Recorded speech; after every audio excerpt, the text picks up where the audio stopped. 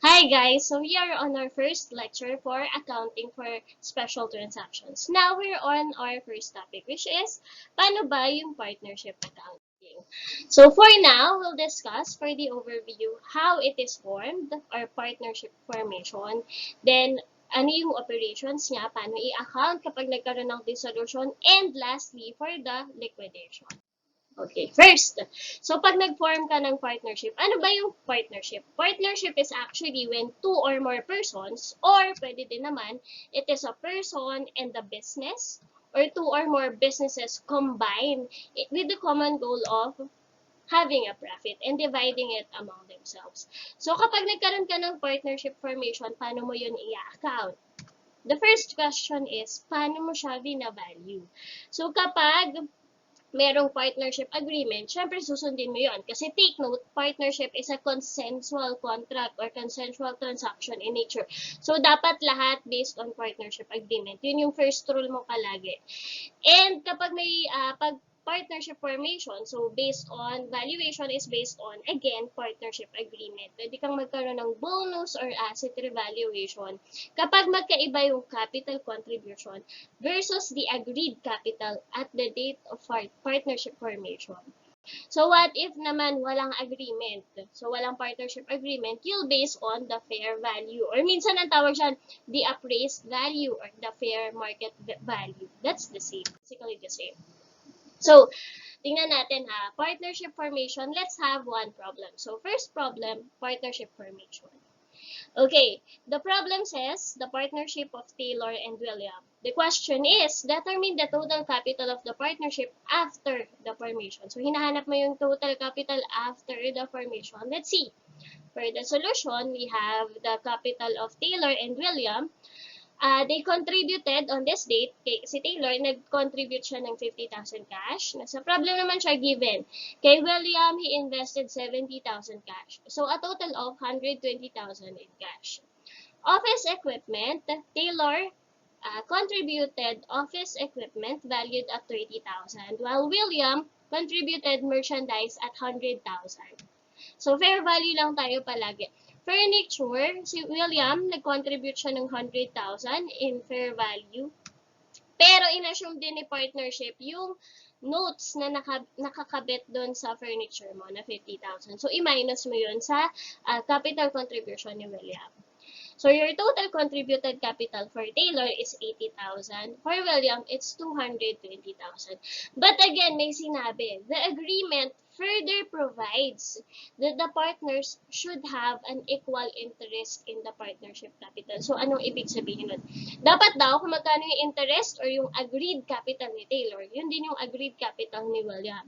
If you have total contributed capital of 300,000, then your total agreed capital should also be 300,000. Pero hatiin mo yung TAC mo, total agreed capital, equally between Taylor and William, which is tig 150 sila. Okay? That means meron kang bonus given by William to Taylor, which is 70,000 for the difference of their contributed capital versus the agreed capital. Okay? Next, partnership operation. So, tapos na, nakapag-form ka na ng partnership, nag-operate na siya. Two possible scenario when you had your operations is either kumita ka or nalugi, profit or loss. The question arises on how you will divide your profit or loss kapag nalugi between or among the partners, diba? So, una mo na tingnan mo, meron bang partnership agreement? Kasi again, di ba sabi natin for partnership, it is consensual. So, lagi mong titingnan first palagi, first thing priority, what is the agreement among the partners? So, kapag meron kang agreement, tingnan mo kung yung agreement, pwedeng magkaroon siya ng provisions based on salaries, interest, bonus. By the way, yun bang salaries ng partners, interest paid to the capital contribution of partners, and bonuses paid to partners, are these expenses of the partnership? No, definitely not, because any distribution among the partners is not considered as an expense to the partnership. Rather, this is a form of distributing your profit or loss. So, hindi sila yung salaries, interest, and bonuses given to partners are technically not expenses of the partnership. So yun, if there is a partnership agreement, pwedeng magkaroon ka ng provisions for salaries, interest, and bonus. And take note, salaries and interest are actually given whether profit or loss. So whether kumita or nalugi yung partnership, bibigyan mo ng salaries at interest yung partnership basta may provision sa partnership agreement. Kasi these are time-based. So, kapag umandar yung oras, magbibigay ka required ng salary saka interest to the partners kasi time-based siya.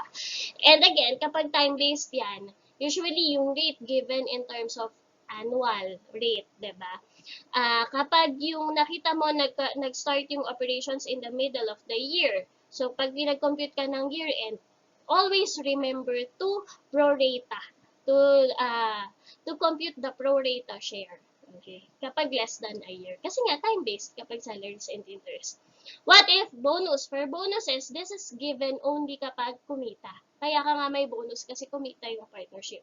Pero what if loss ka? Zero yung bonus mo. Ang nadi-distribute mo lang, salaries and interest. If, again, it's included in the partnership agreement. Okay. Again, bonus is profit-based. If salaries and interest are time-based, bonus is actually profit-based. What if wala namang partnership agreement? Manghuhula ka ba kung paano mo i-distribute yung profit or loss sa partnership? Hindi naman. Tingnan mo muna kung industrial partner ba siya or capitalist partner. Again, if you may recall, industrial partner is someone who contributes industry, diba? Or non-monetary contribution to the partnership. Efforts, yung kinocontribute niya. So, kapag profit, si industrial partner, kapag profit yung partnership, si industrial partner will be given priority in the distribution. So, bago mo bigyan ng share sa profit si capitalist partner, bigyan mo muna ng profit si industrial partner. Siya yung priority sa partnership law natin sa Philippines. When you say priority, dapat bigyan mo siya ng just and equitable. So, hindi naman siya dapat malaking-malaki or dapat maliit lang. Sabi lang just and equitable to the efforts contributed or to the industry contributed to the partnership. And then, what if loss naman? The industrial partner is no longer liable. Hindi na siya kailangan mag-abono kapag nalugi yung partnership. Why? The reason behind that is nag-contribute na siya ng industry. So, kung wala siyang nakuha doon in exchange of the industry contributed, then yun na yung share niya sa loss. No longer required na mag-contribute pa siya additionally for the share sa loss. For the capitalist partner naman. Okay. Pwedeng ang tas wala kang partnership agreement, diba? Pwedeng i-divide yung profit or loss sa kanila based on their capital contribution. So, kapag mahahanap mo pa or given sa problem, yung original capital contribution, yun yung gamitin mo. What if hindi given yung original capital contribution? Use the beginning capital contribution. Pag wala pa din, edi ending. Pero mapapansin mo dito, in this order of priority, hanapin mo ano yung pinakang nauna na ratio ng capital contribution nila. Kasi yun yung original intent when you form the partnership. Ganon yung partnership interest, and in the same way, yun yung intent na share niya. If the agreement provides for division of profits but silent as to losses, then losses shall be divided in the same way as profit. So, kapag given yung profit distribution ratio, tas hindi given yung loss distribution ratio, pero nagkaroon ka ng loss, so, divide losses in the same way you divide profits. Yun lang yung sinasabi niya. Let's have a problem. Okay. Si Alana, Danielle, and ST formed a partnership on July 1. Investments are given, P&L sharing agreement or as follows. May salaries, may interest, may bonus. As an additional investment, may binigay na, as an additional information, may binigay na additional investment si Alana, si ST, and ST as well. So, ang hinahanap mo, if each partner received 30,000 on the residual profit after salaries, interest, and bonus, then the net income reported by the partnership is magkano daw? Let's compute. So, the partners are Alana, Daniel, and Tessie. So, salaries, meron silang interest, meron silang bonus. Remainder daw, tagta 30,000 sila. So, total of 90,000. Okay. Let's compute first yung salaries nila. Annual salaries. Take note, diba? Sabi ko, kapag annual yung given, tapos less than 1 year yung operation, since time-based ito, dapat i-prorata mo siya. So, that will be 200,000 for, 60,000 for Alana times 6 over 12, which is July to December 31, 2020. So, that's 60,000 times 6 over 12 is 30,000. 48,000 for Danielle times 6 over 12, 24,000. For ST, that will be 36,000 times 6 over 12, 18,000. Total of 72,000. Interest on average capital. Ang beginning capital ni Alana is 200,000. Ilang months na gamit? That will be July to December. So, times 6. Plus, meron siyang additional investment na 60,000 noong October. So, October, November, December, 3 months na gamit. So, times 3. I-times mo yung sum nila sa 10%, which is the rate given for your average capital, interest on average capital, divided by 12. So, interest for Alana is 11,500. For Danielle, that will be 300,000 times 6 times 10% over 12, 15,000. For ST, that will be 450,000 times 6 months na nagamit, plus 30,000 times 1 month na nagamit kasi December 1 siya nag-contribute, times 10% over 12, that will be 22,750. For the bonus, ito yung challenging sa problem na to actually. There can be a number of ways how you compute the bonus. Depende kung ano yung partnership agreement. So, ito sample lang siya. Sample siya. So, hindi ito formula ha. Hindi siya yung formula. Ang ginagamit ko dito para mas madali ko makompute yung bonus is the algebraic method. Pwedeng ito yung gamitin nyo. Sample. Sabi, bonus is 10% of net profit after salaries. When you say after, that will be after deducting salaries and interest. So, algebraic formula, translate lang natin yung sentence na yun. That is bonus equals 10% times profit minus salaries minus interest. We know na yung profit is equal to salaries plus interest plus bonus plus 90,000. Pag tinignan mo yung sa taas, di ba, meron ka dito salaries, interest, bonus, remainder, total. So, yung total mo, that's the total profit. So, pwedeng gawin nating formula para makuha yung profit is profit equals salaries plus interest plus bonus plus remainder na 90,000. So, pwede din transposition. The formula can be, pwede mo siyang laruin as profit minus salaries minus interest equals bonus plus 90,000. Pwede, di ba? Pag napansin mo, yung profit minus salaries minus interest, pareho doon sa dalawang equation mo. So, pwede mo siyang i-substitute. Substituting, that will be bonus equals 10% times bonus plus 90,000. So, your 0.9 bonus or 90% of bonus equals 9,000. Your bonus is 10,000 pesos. Bonus is 10,000 pesos. Your total profit is 221,250. That's it. Next. Dissolution. When you say partnership dissolution, hindi siya yung liquidation na magkaiba yun. Pag dissolution, nagkaroon ka lang ng change in ownership structure. Pag nag-change yung ownership structure mo, it's either may nadagdag or may nabawas ka na partner. Kapag may nadagdag, you have admission of a new partner. Pag may nabawas, may nag-retire o kaya nag-withdraw or namatay, death of a partner. So, paano siya i-account? Kapag admission of a new partner, tingnan mo muna, is it admission by purchase or by investment? Kapag by purchase, okay, the way to distinguish if by purchase siya or by investment is kanino napunta yung pera. Kapag yung pera or yung pinambayad ninyo partner ha, pag yung pinambayad ninyo partner, napunta siya sa old partners, meaning personal na pera ng old partners, that is by purchase.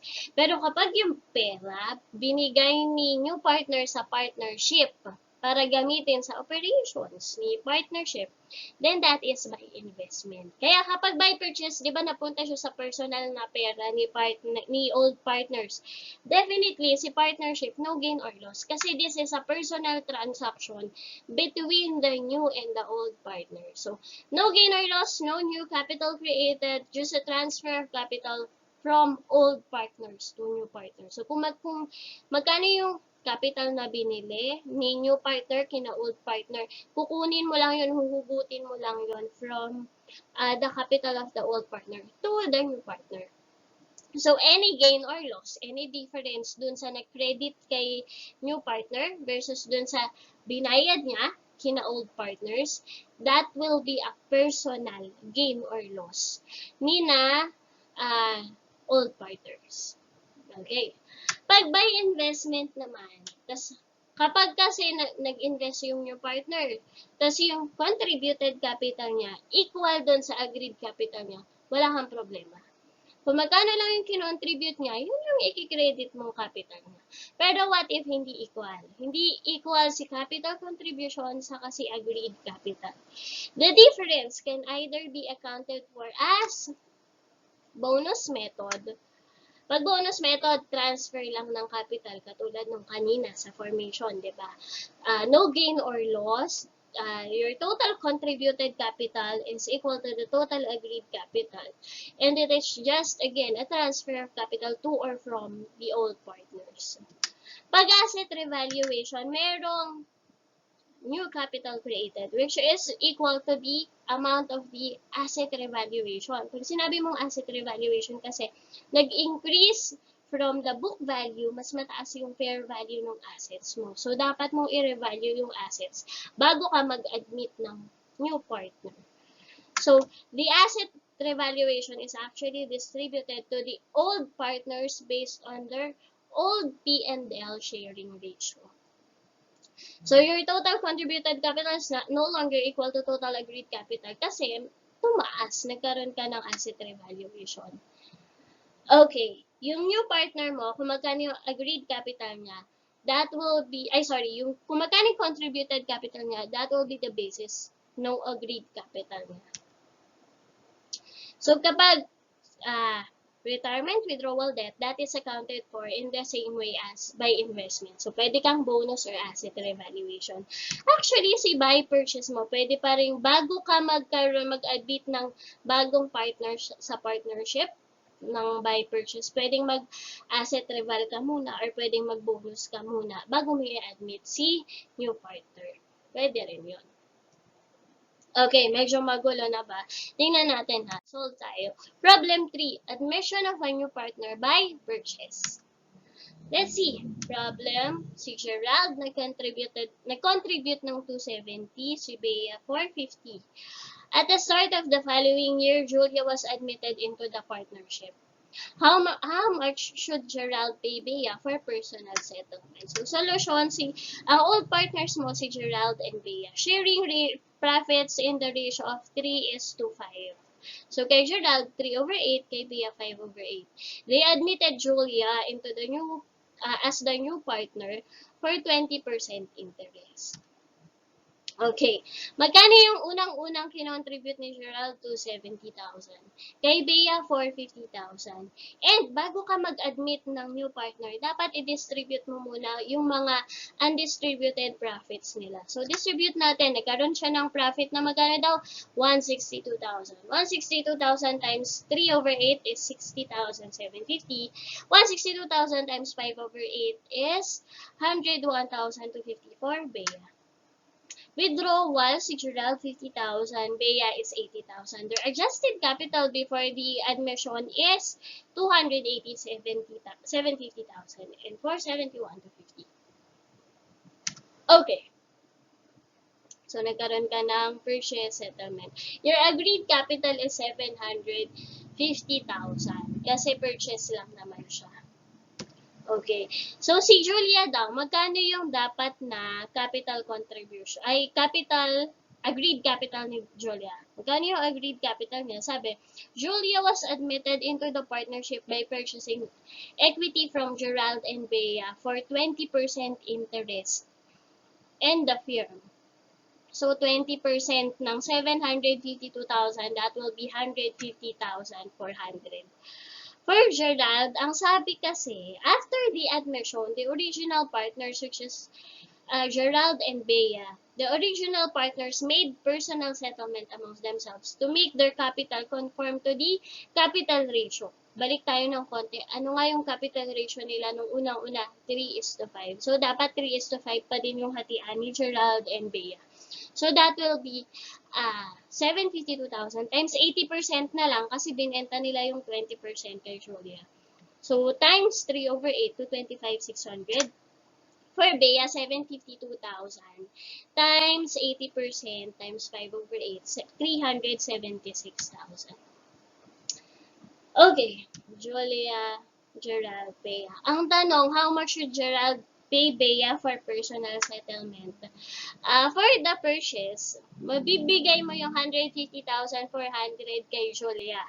Tapos, hahatiin mo yon to Gerald and Bea based on their capital ratio. So, 56,150 and 94,250 for Gerald and Bea respectively.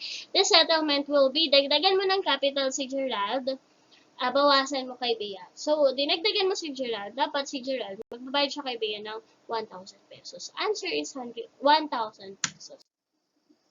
Okay, another problem. Admission of a new partner by investment using bonus method.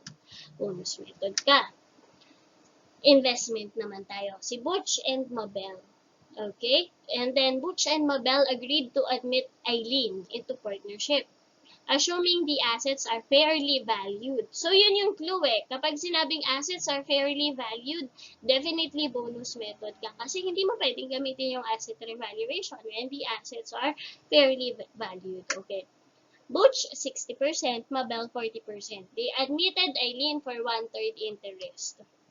Their capital contribution is 180 kay Butch, 180 kay Mabel. Si Eileen, nag-invest siya ng 150,000 for 1/3 interest. Your agreed capital is 510,000. 1/3 daw dyan kay Eileen.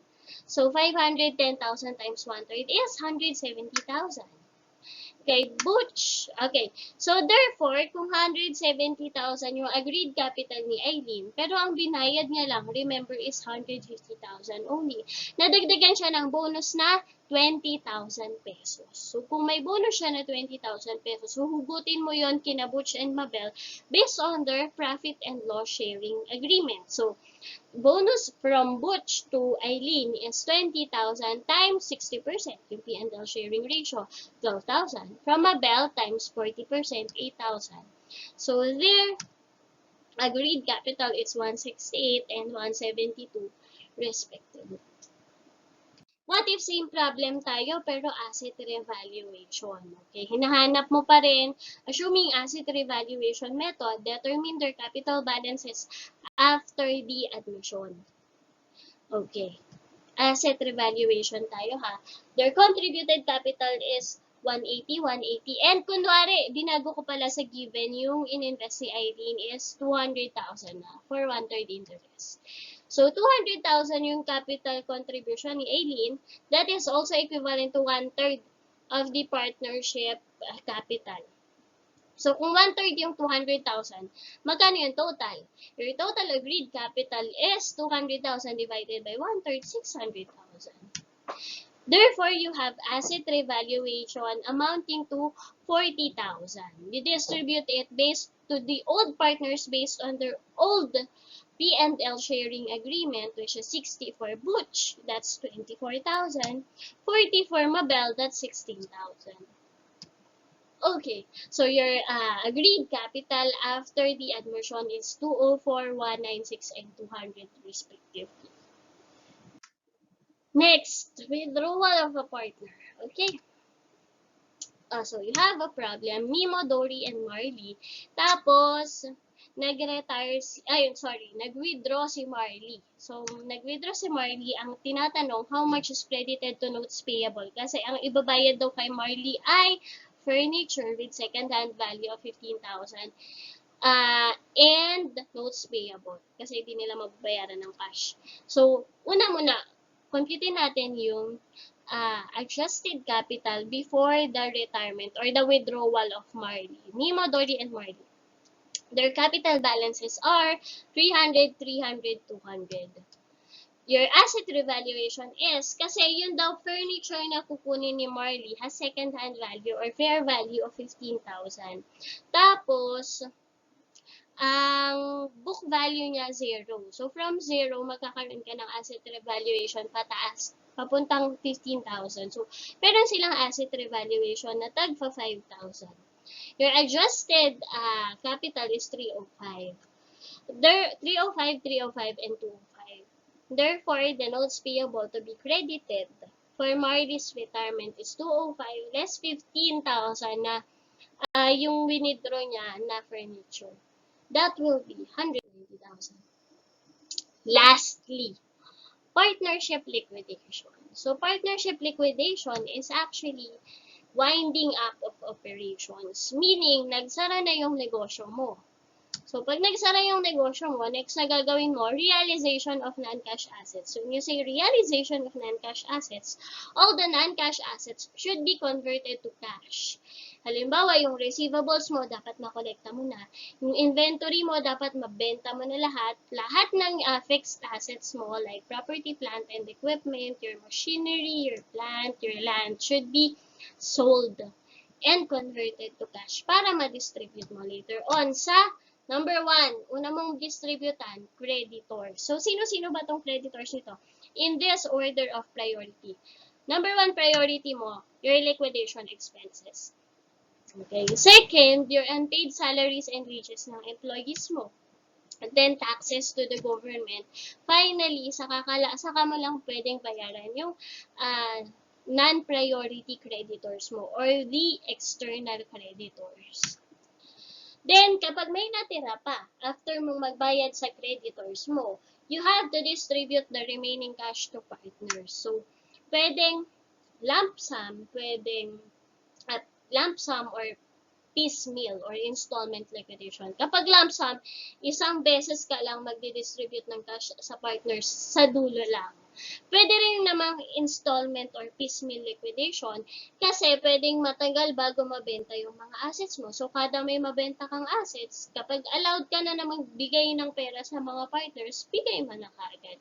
So, paano ba kapag installment liquidation? So, number 1, at any given point in time, determine the cash available to partner, which is beginning cash plus magkano yung proceeds mo minus the payment of liabilities, minus magtira ka ng restricted interest or magtira ka ng pambayad sa natitirang creditors and future liquidation expenses. Yun yung dalawang restricted interest mo.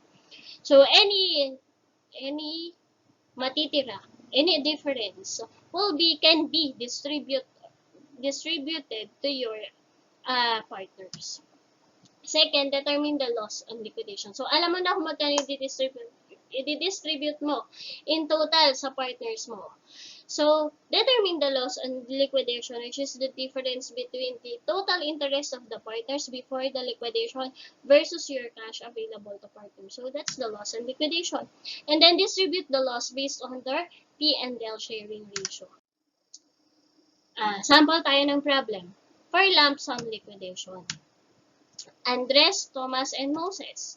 If Moses received 25,000, magkano yung loss on realization of assets? Or yung loss on realization of assets is the difference between the selling price and the book value of your non-cash assets. So, solution, Andres, Thomas, and Moses. And also, your loss on realization can also be the difference kung magkano yung capital before the liquidation versus magkano yung na-receive ng mga partners after the liquidation. So, magkano pa yung interest ko sa partnership versus magkano lang yung na-receive ko during the liquidation. That's your loss on liquidation. Okay? So, total interest nila or during the liquidation is 80, 130, 140, and 350. Your loss on liquidation is the difference ng cash available to partners versus your interest. Your cash, sabi, si Moses daw naka-receive ng 25,000 pesos. If yung na-receive niya is 25,000 pesos, pero dapat ang ma-receive niya 140. So, nalugi siya kumita. Nalugi siya. By how much? 115,000. So, ang share ni Moses sa loss on liquidation is 115,000. So, magkano yung total loss on liquidation? 115,000 divided by Moses's share on the profit and loss, which is 4 over 10. That's 287,500. That's per lump sum. How about installment liquidation? So, Lawrence, Mary, and Nathaniel. So, the first question, magkano yung na-receive ni Lawrence sa first month? Which is April, yung first month. So, cash received by Lawrence is yung total interest niya before the liquidation, 360, 240, 330. Tapos, ang cash na binayad mo sa partners is 160,000 daw. Nung unang distribution mo on the first month, diba? So, meaning, yung loss mo dyan, 770. That's inclusive of the restricted interest. So, di mo pa kasi pwedeng i-distribute yung restricted interest. So, meron kang 770 na i-distribute mo based on their P&L ratio. Yan yung distribution. 385, 192.5, and 192.5. Ngayon, may nag-negative ba? Yes, nag-negative si Lawrence. Kapag ganyan, tas installment liquidation, tas hindi ka pa dulo, hindi ka pa last month of liquidation. Kapag merong partner na nag-negative, yung negative, i-distribute mo pa sa positive na partners, which is si Mary and Nathaniel. Na tag, ano yung P&L ratio niya? 25:25. So, tag 12.5 sila. So, ang makaka-receive ng 160,000 is si Mary, 35,000. Si Nathaniel, 125,000. Si Lawrence, 0. So, the answer is 0. The next question, in the month of June, the cash available to partners amounted to. So, June is the, take note, the last month of liquidation. So, cash available to partners, una muna, compute mo magkano ba yung total liabilities. So, meron kang cash na 315,000, non-cash assets na 2.1 million, and capital na 930 or net interest ng partners 930,000. So, your liabilities is 1,485,000. Cash available to partners is computed as beginning cash, 315,000. Nagbayad ka ng liabilities, 1,485. Naka-receive ka ng cash, so debit siya sa cash, 1,890. Nagbayad ka ng liquidation expenses, total of 10 plus 12 plus 15, 37,000. Tapos, nauna na, nagbayad ka na nung April sa May ng 160 sa 340, total of 500,000. So, your remaining cash available to partners is 183,000. That's it. So, that concludes our partnership accounting lecture. If there's any question, please don't hesitate to reach me via our MS Teams. Thank you.